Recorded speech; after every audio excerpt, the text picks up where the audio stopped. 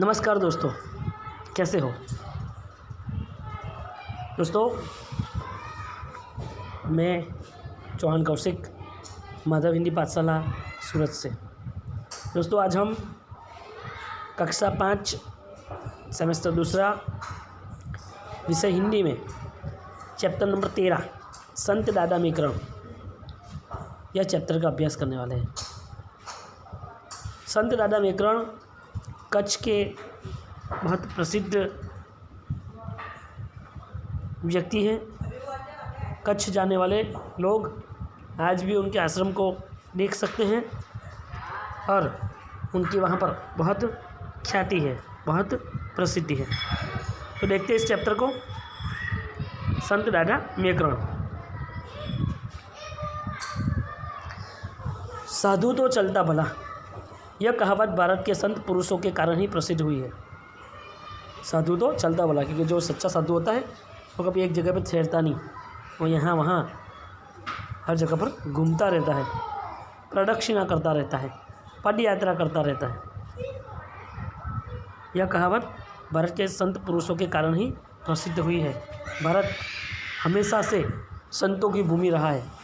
भारत देश को संतों की भूमि भी कही गई है, क्योंकि भारत देश में बहुत सारे संत महात्मा जैसे व्यक्ति जन्म ले चुके हैं।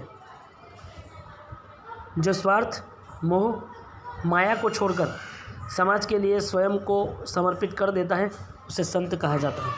एक ही लाइन में अगर ये बताना हो कि संत किसे कहते हैं, तो हम कह सकते हैं कि जो स्वार्थ, मोह, माया को छोड़कर समाज के लिए स्वयं को समर्पित कर देता है, उसे संत कहा जाता है। यह भावना उन्हीं में विकसित होती है जो अनासक्त होकर ईश्वर की साधना और समाज सेवा में लग जाते हैं। और ये जो भावना है वो उसमें ही व्यक्त हो सकती है जो अनासक्त होकर ईश्वर की साधना और समाज सेवा में लग जाते हैं। ऐसे लोगों को ही संत कहते हैं। भारत में साधु संतों की लंबी परंपरा रही है। बहुत सालों से, सदियों से भारत में कोई न कोई संत जन्म लेते रहे हैं और इस पवित्र भूमि को और पावन करते जा रहे हैं। ऐसे तो हमारे गुजरात में वीरपुर के संत जलाराम, श्री जलाराम जी बहुत मशहूर है। वीरपुर नाम सुनते ही जलाराम बापा का नाम याद आता है, और जलाराम बापा का नाम सुनते ही वीरपुर याद आता है। और भी बहुत सारे संत हो चुके, जैसे कि स्वामीनारायण संप्रदाय के प्रमुख स्वामी महाराज, जो अभी कुछ साल पहले ही जिनका देहांत हुआ, उनकी भी नामना, उनकी प्रसिद्धि पूरे भारत में ही नहीं पूरे विश्व में फैली हुई है। और वो तो इतने मशहूर थे कि उनको देखकर लोग समझ जाते थे कि हाँ, प्रमुख स्वामी महाराज मतलब स्वामीनारायण संप्रदाय, और स्वामीनारायण संप्रदाय मतलब प्रमुख स्वामी महाराज, ये दोनों एक दूसरे के पर्याय जैसे हो गए हैं। भारत में संतों की लंबी परंपरा है। ये संत रूढ़ियों को तोड़कर आत्मविश्वास के साथ व्यापक समाज के उत्थान के लिए घर परिवार का त्याग भी कर देते हैं। ये संत रूढ़ियों को तोड़कर, जो बहुत पुराने समय से दक्किया मूसी ख्यालों को लेकर जो थे, जो पुरानी रूढ़ियाँ थी, जो पुराने एकदम संकुचित विचारों वाले जो समाज के नियम थे, वो तोड़कर आत्मविश्वास के साथ व्यापक समाज के उत्थान के लिए घर परिवार का भी त्याग कर देते हैं। ये लोग समाज के ज़्यादा से ज़्यादा लोगों का भला हो, इसी कार्य में अपने घर और परिवार को भी त्याग कर देते हैं, मतलब छोड़ देते हैं। कच्छ सौराष्ट्र में एक ऐसे ही संत हुए हैं, दादा मीकरण। ये गुजरात के कच्छ सौराष्ट्र क्षेत्र में ऐसे एक संत हुए जिनका नाम है दादा मीकरण। दादा मीकरण ने अन्य साधु संतों की तरह आध्यात्मिक विकास तो किया ही, समाज सेवा का उत्तम उदाहरण प्रस्तुत किया। दादा मीकरण आध्यात्मिक भक्ति मार्ग पर तो उन्होंने विकास किया ही, साथ में समाज सेवा का उत्तम उदाहरण भी प्रस्तुत किया।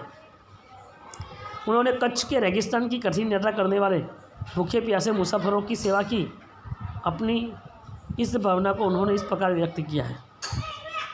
उन्होंने कच्छ के रेगिस्तान में जो कठिन यात्रा करने वाले भूखे प्यासे लोग थे, उन लोगों की सेवा की है और उनकी भावना को इस प्रकार व्यक्त किया गया कि सूरवीर और उस संत को वन में नहीं रहना, जन सेवा के साथ में राम भजन करना।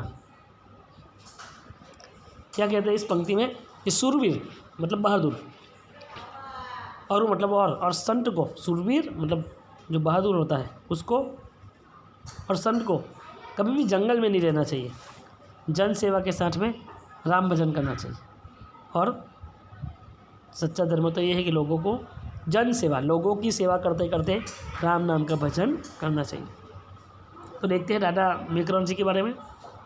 संत दादा मेकरण का जन्म कच्छ के एक गांव खोमड़ी में क्षत्रिय राजपूत भट्टी परिवार में सन 1664 सन 1723 को हुआ था। उनके पिता हरगोल जी काफ़ी सुखी संपन्न थे। दादा मेकरण का जन्म कच्छ के गांव खोमड़ी में हुआ था, जो क्षत्रिय राजपूत भट्टी परिवार में 1664 में हुआ था। और उनके पिता हरगोल जी जो उस समय काफ़ी सुखी संपन्न थे। उनके पास अच्छी खेतीबाड़ी और पशुधन था, बहुत सारी खेतीबाड़ी थी और पशुधन मतलब गाय भैंस जैसी पशुधन भी था। माता पबम्बा परोपकारी स्वभाव की गृहिणी थी। संत दादा मेकरण की जो माता जी है, जिनका नाम है पबम्बा, वो परोपकारी स्वभाव की थी। अन्य लोगों पर उपकार करना, अन्य लोगों का भला करना, अन्य लोगों के लिए काम करना, अन्य लोगों को ज़्यादा से ज़्यादा सहायता करना, वो परोपकारी स्वभाव की गृहिणी थी। वो घर में रहकर काम करते थे। उनके यहाँ आने वाले अतिथियों और मुसाफिरों का अच्छा सत्कार होता था।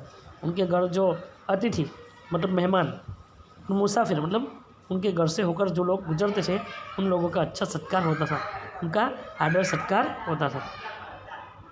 इस परोपकारी दंपति की परवरिश और परिवार के भक्तिमय वातावरण में मेकरण का जन्म हुआ। वो उनके माता पिता बहुत परोपकारी व्यक्ति थे। ऐसे ही दंपति के वहाँ उनकी परवरिश हुई और परिवार के भक्तिमय वातावरण में मेकरण का जन्म हुआ। उनके घर का वातावरण कैसा है? भक्तिमय है। इनका मूल नाम मेकाजी था। संत दादा मेकरण का मूल नाम मेकाजी था। इनके छोटे भाई पटोजी थे। बचपन से ही इनका झुकाव इस्लाम की ओर था। संत दादा मेकरण के एक दूसरे भाई थे जिनका नाम पटोजी है। उनको बचपन से वो इस्लाम धर्म की ओर उनका झुकाव था। उनको ऐसा लगता था कि मुझे इस्लाम धर्म को ही स्वीकार लेना चाहिए। बाल्यकाल में ही पटोजी ने घर छोड़ दिया था और सिंध प्रदेश, जो हाल में पाकिस्तान का क्षेत्र है, की यात्रा की। पटोजी जब बाल्यकाल में थे, बाल्यावस्था में थे, तभी उन्होंने घर छोड़ दिया था और सिंध प्रदेश, जो आज का वह क्षेत्र आज पाकिस्तान के क्षेत्र में है, वहाँ की यात्रा की। सूफी संतों के प्रभाव के कारण वे इस पंथ में जुड़ गए थे और पीर पतंग शाह के नाम से प्रसिद्ध हुए। क्या हुआ? पटोजी वहाँ से चले गए थे और अपने घर से निकल कर चले गए थे और वहाँ पर सिंध प्रदेश में आए हुए हाल के पाकिस्तान क्षेत्र की उन्होंने यात्रा की थी और सूफी संतों के प्रभाव के कारण वे इस पंथ में जुड़ गए और पीर पतंग शाह के नाम से प्रसिद्ध हुए। आगे चलकर वो पीर पतंग शाह के नाम से मशहूर हुए। मेकाजी का बचपन साधारण बालक की तरह, उनका किसी विशेष धर्म संप्रदाय की ओर झुकाव नहीं था। मेकाजी का जन्म कोई सामान्य बच्चे की तरह उनका झुकाव किसी धर्म या संप्रदाय, धर्म मतलब हिंदू मुस्लिम ख्रिस्ती पारसी जैन बौद्ध, वो सब धर्म होता है। संप्रदाय मतलब एक ही धर्म में बहुत सारे संप्रदाय होते हैं वो। तो मेकाजी का बचपन भी साधारण से साधारण था, बाकी बच्चों की तरह ही साधारण था और उनको किसी भी धर्म और संप्रदाय की और उनका झुकाव नहीं था। लेकिन वे अपनी प्रवृत्ति और कार्य को एकाग्र चित्त से और उत्साह से करते थे। वो जो भी प्रवृत्ति करते थे, कार्य करते थे, वो बहुत उत्साह से और एकाग्र चित्त से, मतलब मन लगाकर करते थे। युवावस्था में एक घटना ने उनके जीवन की दिशा निश्चित कर दी। युवावस्था मतलब बाल्यावस्था और किशोरावस्था के बाद जो युवावस्था होती है, जब कोई भी लड़का युवान हो जाता है, ऐसी अवस्था में उनके घर में एक घटना घटी और उनके जीवन की दिशा निश्चित कर दी गई, तय कर दी। पिता ने घर के कुछ हिस्से का निर्माण आरंभ करवाया था। उनके संत दादा मेकरण के घर में उनके पिताजी ने घर के कुछ हिस्से का निर्माण किया। मानो कोई घर का कोई ऐसा हिस्सा जो थोड़ा पुराना हो गया या फिर टूट गया होगा, उनके निर्माण कार्य का काम पिताजी ने आरंभ करवाया मतलब शुरू किया था। खुदाई करते हुए ज़मीन से साधु संतों के काम आने वाली सामग्री निकली। जब वहाँ पर घर का काम चल रहा था, खुदाई की तो साधु संतों के काम आने वाली चीज़ निकली। उनके पिता ने घर में उसे संभाल कर रखा, जिससे किसी साधु सन्यासी को दिया जा सके। घर में रखी सामग्री को मेघाजी ध्यान से देखते थे। धीरे धीरे उनके मन में दबी हुई वैराग्य भावना उठ खड़ी हुई। वैराग्य भावना मतलब संसार को छोड़कर प्रभु भक्ति में लग जाना, संसार को छोड़ देना, उसे वैराग्य कहते हैं। धीरे धीरे उनके मन में दबी हुई वैराग्य भावना उठ खड़ी हुई। दबी इसलिए क्योंकि उनके और एक भाई भी ऐसे ही संसार को छोड़ के धर्म के रास्ते पर चल पड़े थे। और एक रात परिवार के किसी भी सदस्य से कहे बिना आशापुरा माता के मठ पहुंच गए। संत दादा मेकरण, जिनके मन में धर्म के को लेकर के मन में वैराग्य भावना पैदा हुई, और एक रात वो परिवार के किसी सदस्य से भी कहे बिना आशापुरा माता के मठ में पहुंच गए और मठ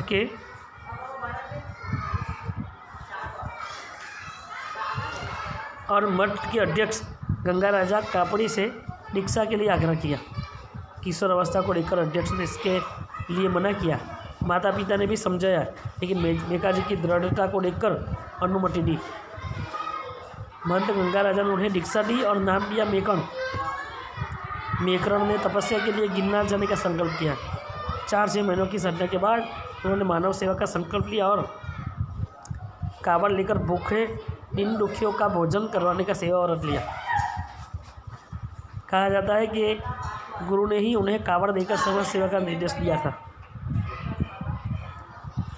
दोस्तों, आज हम यहाँ पर रुक रहे हैं। तो हमने देखा था कि ये पैराग्राफ थोड़ा खत्म करते हैं। हमने देखा कि संत दादा मेकरण एक दिन अपने घर से किसी को कुछ भी कहे बिना घर से निकल गए और आशापुरा माँ के मठ में जा पहुँचे। वहाँ के मठ के अध्यक्ष गंगा राजा कापड़ी से दीक्षा के लिए आग्रह किया, लेकिन वो किशोर अवस्था को लेकर मतलब अभी वो उम्र में बहुत छोटे थे, इसलिए अध्यक्ष ने उन्हें मना कर दिया। और उनके माता पिता भी उनको समझाने के लिए आए, लेकिन वो 1 के 2 नहीं हुए। उन्होंने संत दादा मेकरण ने दृढ़ता से अनुमति मांगी कि नहीं, मुझे तो दीक्षा ही चाहिए। फिर परिवार वालों की कहने पर उनको दीक्षा दी गई और मेकरण ने तपस्या के लिए गिरनार जाने का संकल्प किया। उन्होंने जैसे शिक्षा प्राप्त के लिए उन्होंने कहा कि अब तो मैं गिरनार जाऊंगा और तपस्या करूंगा, तप करूंगा। 4-6 महीनों की साधना के बाद उन्होंने मानव सेवा का संकल्प लिया। उन्होंने 4-6 महीने वहाँ पर तप करने के बाद उन्होंने संकल्प लिया कि मैं मानव सेवा करूंगा, मतलब लोगों की सेवा करूंगा, और कावड़ लेकर भूखे और दीन दुखियों को भोजन करवाने के लिए सेवा व्रत लिया। तो मिलते हैं दोस्तों दूसरे वीडियो में, तब तक के लिए नमस्कार।